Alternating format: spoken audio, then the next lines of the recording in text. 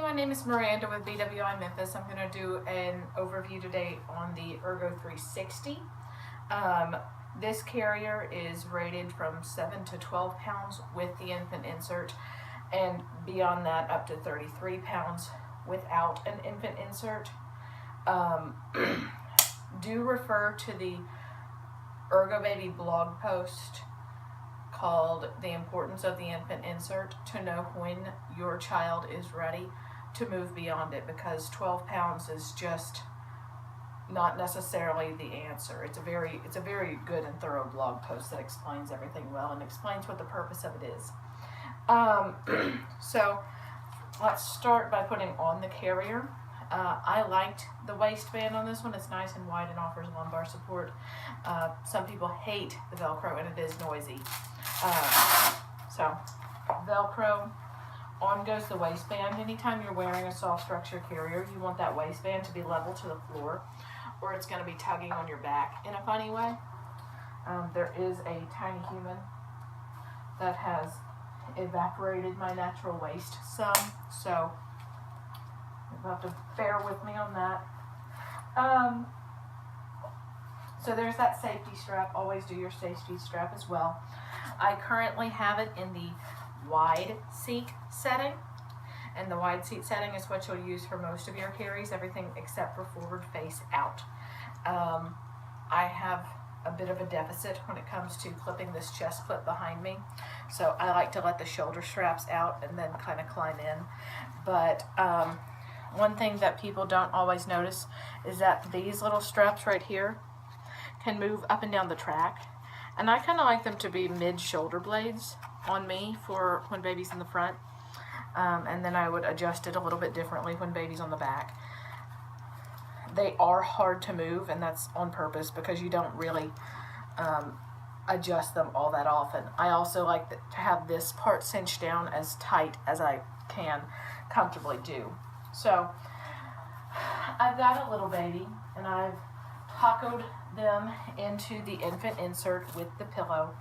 The infant insert is going to support their spine, and for a young baby, supporting the spine in the natural C-shaped curve is going to help keep everything nice and aligned, help keep the chin off the chest, and keep us from getting into airway trouble, which is of course extremely important. So always follow all of your TICS guidelines. The pillow in the bottom keeps them from kind of squatting on top of their feet.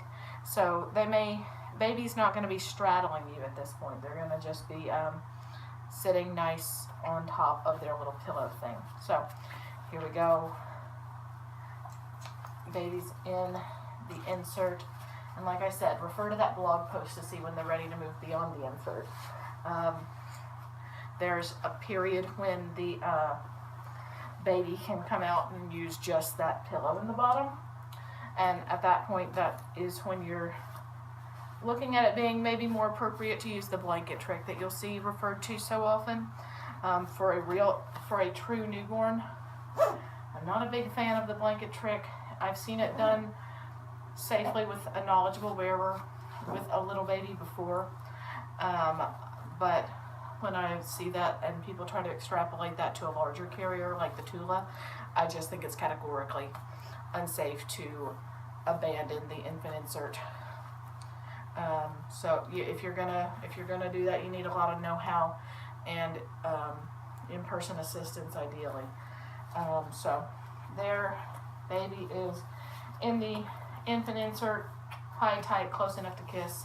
C-shape of their spine is supported, and they are not squatting on their little feet, not squishing them. They're just kind of hanging out. So you still want chin off chest, frequent monitoring of their breathing, and all those good safety things that we do for small babies. You saw me use these buttons to flip the panel up and down. Hiding in here is your hood as well.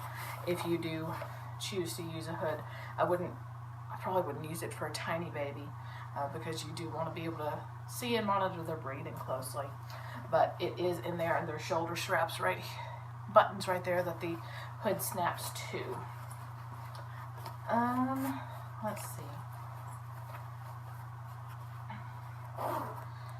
So let's see if I can undo my chest clip.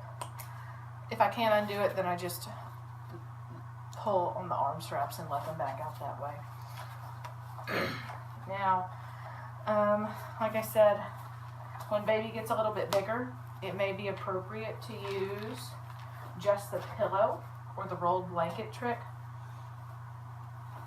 And this is the Ergo brand infant insert, FYI. So baby's gonna sit on a bigger baby who doesn't need that spine support. So maybe like maybe a 2-month-old, maybe a 3-month-old.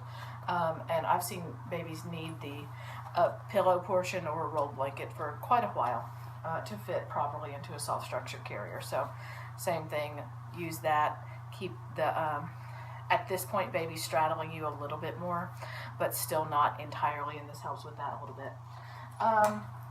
So moving on to a bigger size baby that is going without the infant insert, and even this doll might be small enough that they would still need a blanket booster.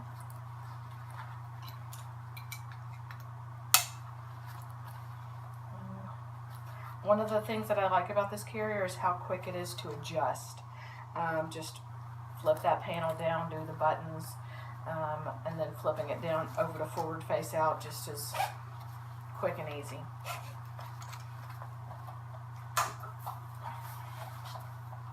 On goes baby, on goes the carrier.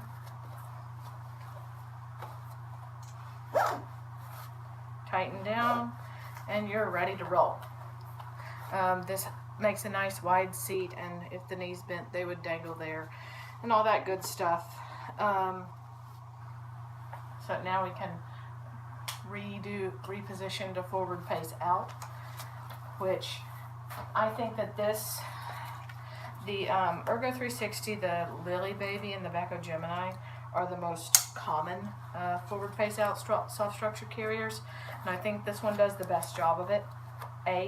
Because it's so easy to adjust, so that when baby gets tired, you are cognizant and turning them around, because it's not so much effort to adjust back to the wide setting. And well, the Becco's pretty easy too, really. So that's quick and easy. And I also like it a little bit over the other two because it makes something of an actual seat for baby. Now, you want baby to be developmentally ready before you do any forward face out, which is, I like to describe it as when baby can sit in a bumbo seat without falling over. They don't have to necessarily be able to completely, fully sit unassisted, but they do need a lot of good musculature. So for a lot of babies, that's around 5 to 7 months. Forward face out will put a little bit more strain on your lower back, but like I said, this nice wide waistband does help a lot with that.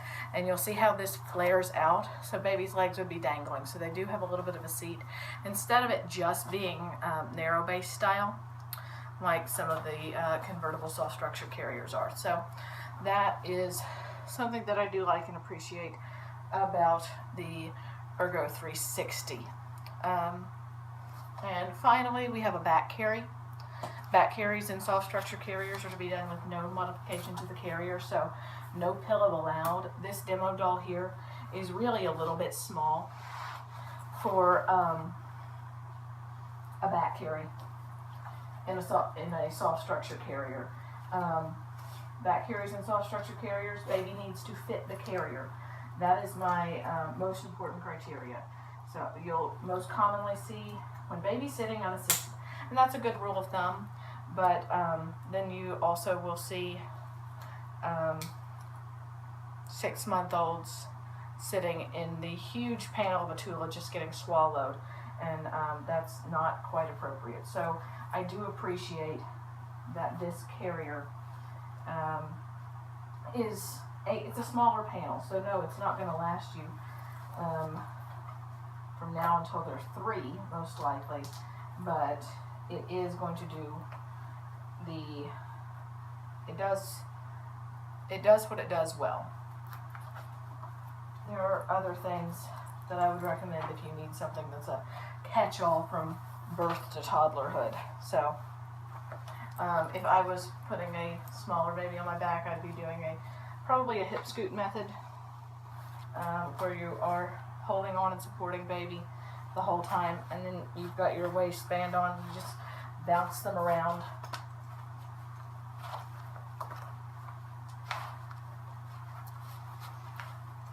That does take a good bit of practice and some getting used to. And if you're going to be back carrying a lot, you may want to reposition where you've got that chest clip. It actually wound up pretty nice on me.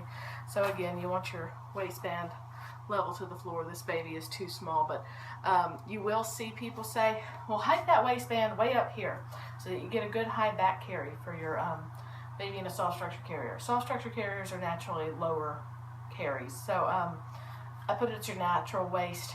Sometimes men will struggle with that a little bit because there's not as well defined of a natural waist. So if you need to help dad hike it up a little bit, but really what you need is a kid that's developmentally ready to go on your back. So being able to see them and feel them breathing down your neck is not nearly as important as it is with a younger baby. Let's see, so there we are. That's the Ergo 360. It does also do a hip carry. Let's see if I can even remember how to do that. I don't see people commonly do hip carries in soft structure carriers, but it involves, let's see if I can do it. It involves unhooking one strap. They're awkward, and you get this big strap across your neck. So I would not get a soft structure carrier thinking, oh, this is going to be great for hip carries, because you get it on and you're like, is this really how this is supposed to feel? And yeah, I mean, there is the occasional person who does it and likes it, and that's all well and good, but I just haven't met many of those people. So it's safe, it's doable, it's just not commonly done. And hip carries are good for that interim period where they're really too small to go on your back. You don't want to do forward face out on your front, and they still want you to hold them.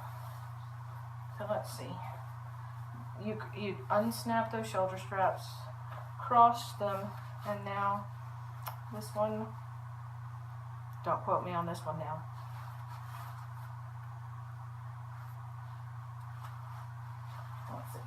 Let's see. Let's tighten this one down and see if it becomes a little bit more evident what I'm doing with the other one.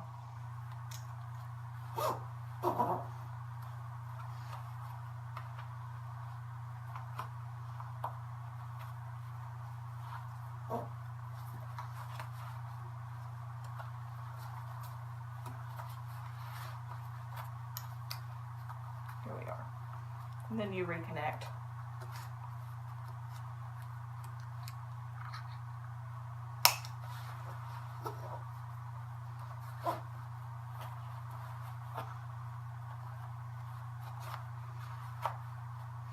So, like I said, you've kind of got a strap across your neck. I am yet to find it to be ideal in any of these. There are some better options for hip carries out there. But if you need to do it, you can. If you can figure it out. And then figure out how to get back out.